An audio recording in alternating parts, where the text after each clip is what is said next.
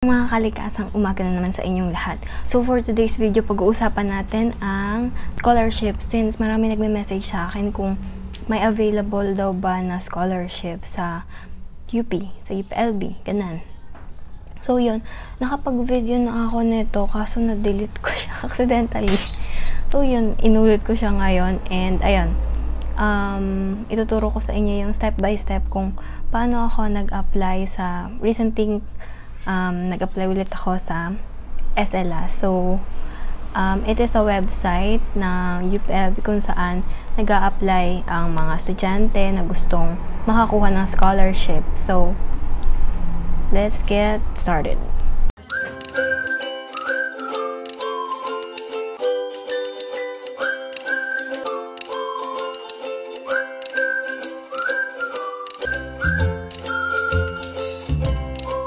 So, ayun na nga, nakagawa na tayo before ng scholarship na vlog.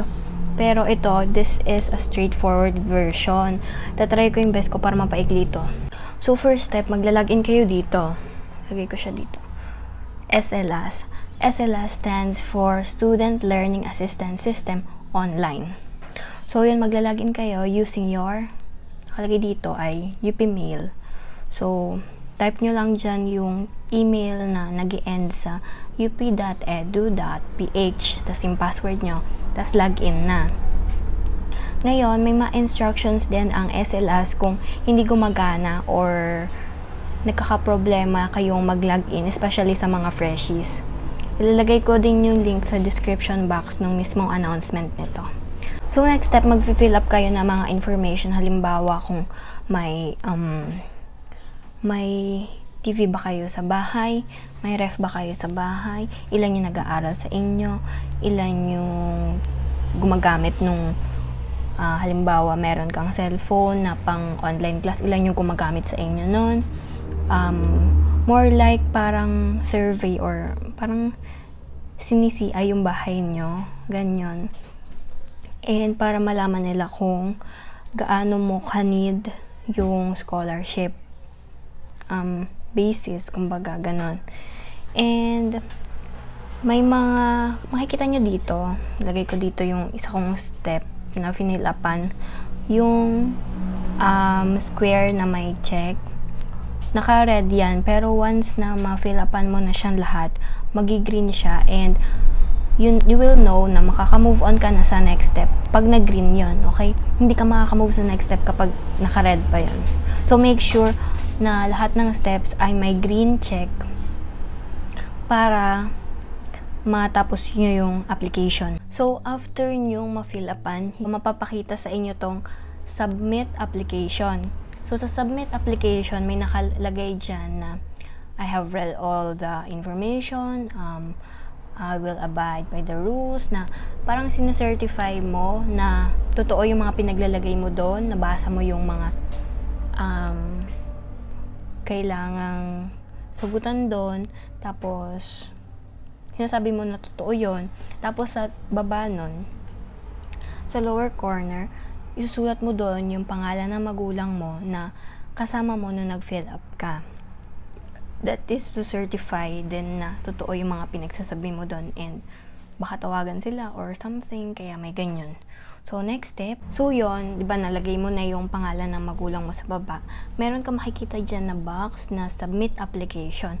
So, pindutin mo yon and may magpa-pop up dyan na dialog box dito. Ito yung screenshot. Nakasulat, are you sure you want to submit this application? Make sure lang na tama yung mga pinaglalagay mo at wala ka nang babaguhin bago mo siya isubmit. Kasi, kapag hindi ka nag-draft at sinubmit mo agad, hindi mo na ma-edit yon. Okay, so final na yon. Next step. Ngayon, pag in-okay mo na yung submit application, ito naman yung lalabas. So, ayan, nakikita nyo, hello, Alexandra Chuchu. Your application is now submitted. So, naka-green yan. Meaning, na-submit na talaga yung iyong application at inahanda na ng SLAS na sinasala na nila yung iyong application kung ang magiging result ay 60, 80, or 100. So, next step, di ba dun sa interface nung SLAS, may nakalagay dun na mga announcement dates. So, nakalagay dun sa akin ay August 27. Note na first batch to ha, hindi to applicable ngayong second batch. Tinuturo ko lang yung steps.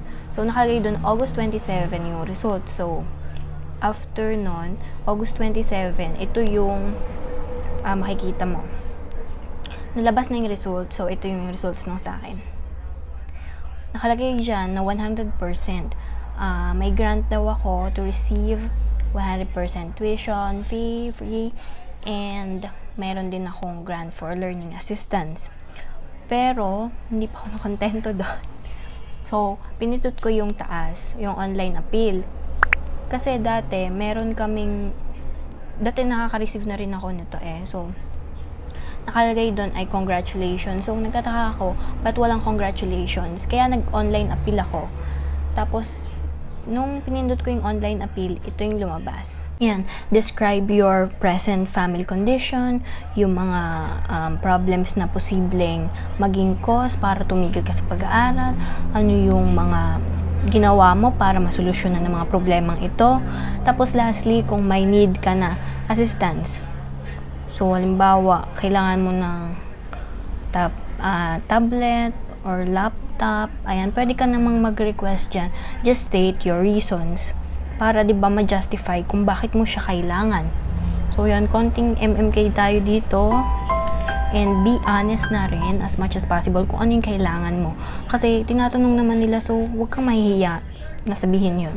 Okay? Tapos, makikita nyo rin dito yung ilalagay nyo yung address nyo. So, make sure na complete address. Kasi, nung dati, naka-receive ako nung iPad, ni-deliver talaga nila sa bahay nyo. So, make sure na tama yung address nyo and exact.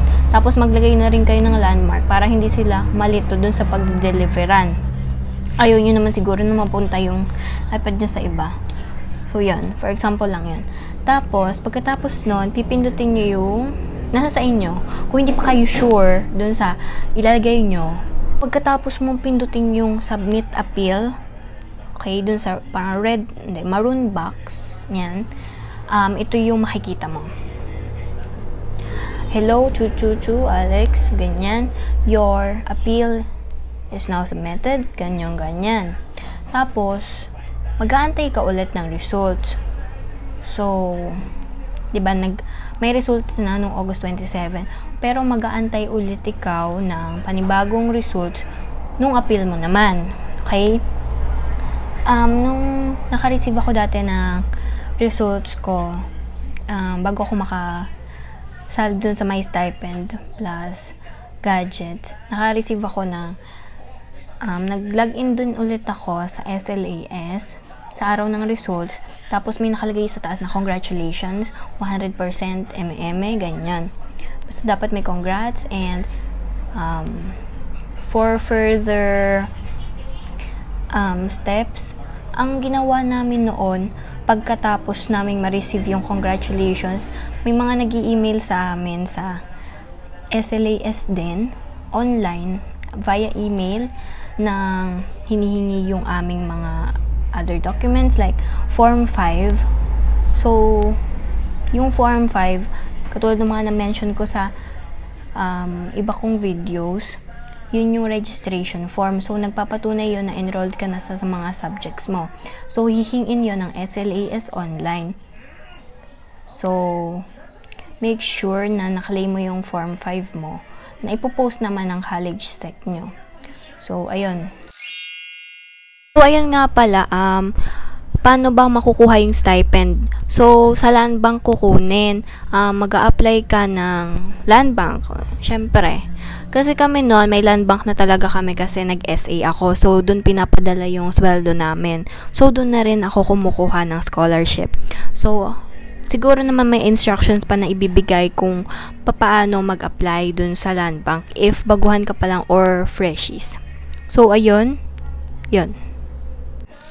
Basically, yun lang naman yung pag-apply ng scholarship sa SLAS. So, if you have questions and clarifications na tungkol sa scholarships, you know the drill, guys. Message me on Alam nyo na yan. So, yun. Feel free to message me and thank you. I hope nakatulong itong very short and fast na video kasi mas ano to, kahit nagmadali tayo dito, feel ko malaman rin to kasi 'di ba mayroon tayong long version tas ito straightforward. So yeah, I hope matanggap kayo sa mga scholarships and yeah, see you on our next vlog. Thank you, isang makalikasang araw sa inyong lahat.